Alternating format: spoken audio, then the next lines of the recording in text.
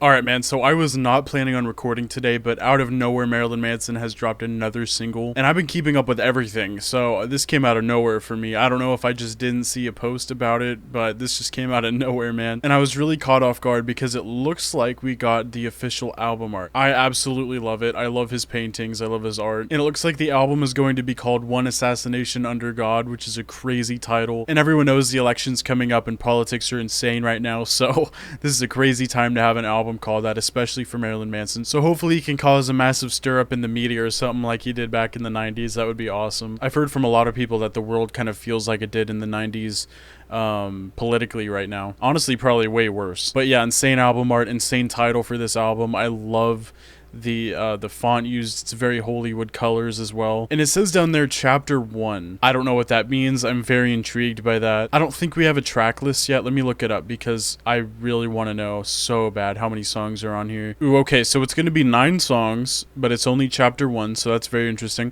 One Assassination Under God, No Funeral Without Applause, Not If You Understand, As Sick as the Secrets Within, Sacrilegious, Death Is Not a Costume, Meet Me in Purgatory, Raise the Red Flag, and Sacrifice of the Mass. So very like politically driven, very serious sounding titles on this chapter 1. This is very different for him. He usually does full studio albums, like, 10 plus songs, but it looks like we're gonna get more than one chapter. Hopefully it's 3 chapters and we get maybe something like a Antichrist Superstar, Hollywood, and Mechanical Animals type thing going on. You know how insane that would be right now, dude. It's a perfect time for it. Also, I do have videos on the other 2 singles that have come out on the channel, just if you haven't seen those yet. Since Raise the Red Flag, I have seen Marilyn Manson live. It was a little less than a month ago, and my mind is still blown that I saw that. Like, it's unbelievable. That's the first time I've ever seen him live, and it was just... I was like disassociating, dude. Sadly, I was not able to catch the headliner show. I really wanted to go, but it was way too expensive. I have to see Great Big White World and Coma White. That's some point in my life. I have to, dude. But yeah, definitely subscribe if you're interested in future Marilyn Manson content, because I'll definitely be covering the album, any singles that come out, everything like that. I really liked Raise the Red Flag. I think it was cool to come out with a more simple rock song with a very powerful message after the masterpiece that was As Sick as the Secrets Within. But I'm ready for some more experimentation. I'm ready for some more dark vibes, and I have a feeling Sacrilegious is going to bring it, just based on the title, based on the fact that this is the first time we're seeing this album art, and it looks very dark. But anyway, enough waiting, enough talking. Let's just get into it. I could talk about Marilyn Manson all day.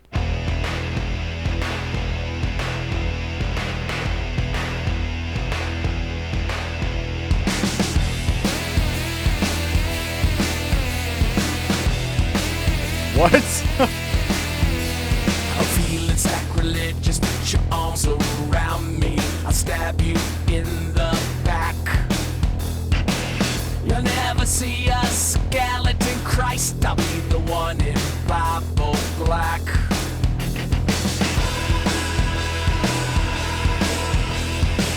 You should have treated your saviors better with the tombs that you left behind. Very different so far. Kind of pale, Emperor.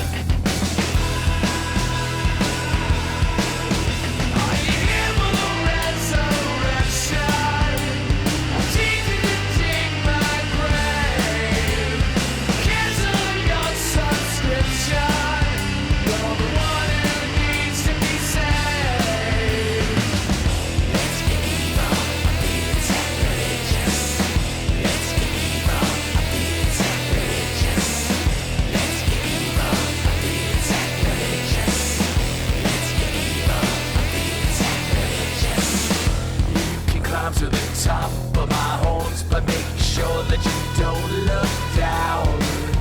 Don't spit in the face of God when you're trying to wear his crown. Ooh, I like that effect on his vocals. That reminds me of Hollywood. This is weird. It has a pale Emperor meets Hollywood vibe. Raise the Red Flag had a Hollywood meets Golden Age vibe, and As Sick as the Secrets Within had a Hollywood meets Mechanical Animals kind of thing going on. Very interesting, very dissonant song so far. It sounds so wrong. Definitely a little bit of Antichrist Superstar in here so far too, with those just weird noises that you hear, you know what I mean? It kind of has that industrial metallic sound. This is weird so far though. I don't know how I feel yet.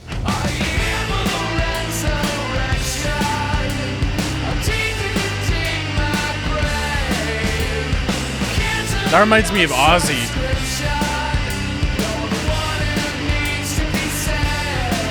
Yeah, very Ozzy Osbourne chorus.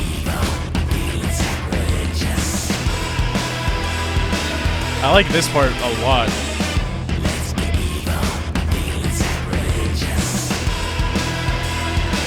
Ooh, yeah, that slaps.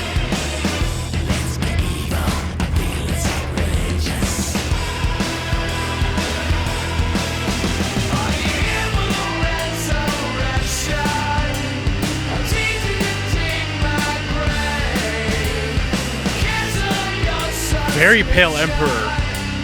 The guitar and the drums. Like Slave Never Dreams to Be King.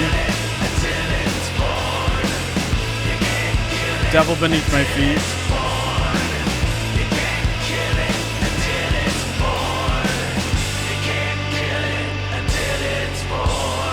That lyric was straight out of Antichrist Superstar. You can't kill it until it's born.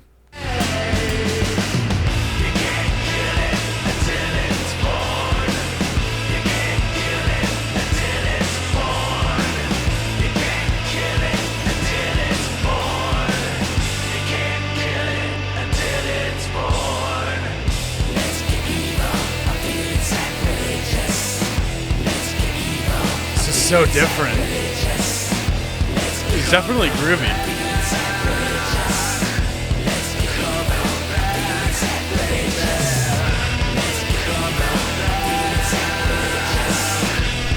Super fuck, baby.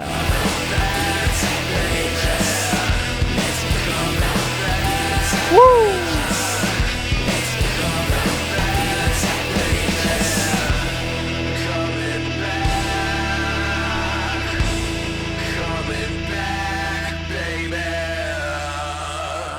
Yeah, and he's definitely back. Ooh, okay. This is a grower for me, for sure. There were some things that are kind of weird about it that caught me off guard, but towards the end, I'm loving it. I really like this song, dude. I'm gonna have to listen to it a few more times. I already want to listen to it again. Like, something clicked with me, like, halfway through, and I'm like, ooh, you know what, this actually fucking slaps. It was just very weird at first, but that's how, like, a lot of his music is, especially, like, Antichrist Superstar, Mr. Superstar, the song that he clearly, referenced in this song. A lot of Antichrist Superstar sounds so weird and obscure at first, and you have to listen to it a couple times before it gets, you know, kind of catchy. And I love music that I don't immediately love on the first listen, you know what I mean? It takes a couple listens for me to get, you know, used to it. It's very common with, like, a lot of the progressive metalcore that I listen to. It's, like, kind of hard to follow the first time you listen to it, and you have to kind of spend some time with that album, spend some time with that song in order to really appreciate it and really find it catchy and stuff like that. You got to spend some time with it, some intimate time to learn it. You know what I mean? I absolutely love the lyrics of this. It's very weird. There's some very dissonant sounds throughout it. This is definitely the most Antichrist Superstar song that I've heard from him since Antichrist Superstar, probably. Because I've always thought of Hollywood as kind of a mixture between Antichrist Superstar and Mechanical Animals. Born Villain has some moments, but this song really sounds like Antichrist Superstar. I mean, it has the danciness that Antichrist Superstar has. I know that sounds kind of weird, but it does. There's some, like, very catchy kind of dancey parts of that album. Dried Up Tide and Dead to the World. Kinderfeld, of course, Sacrilegious is a little more polished, you know what I mean? A little catchier on a first listen than a lot of the stuff on Antichrist, because that album is very obscure on a first listen. There's just so many things that just sound wrong, you know what I mean? That it takes a few listens, but I'm digging this, man. I'm gonna go ahead and play it a couple more times tonight, of course, and yeah, let me know what you think down below, and make sure to subscribe for future videos on Manson. I'll be covering anything that he comes out with, of course, and yeah, take it easy.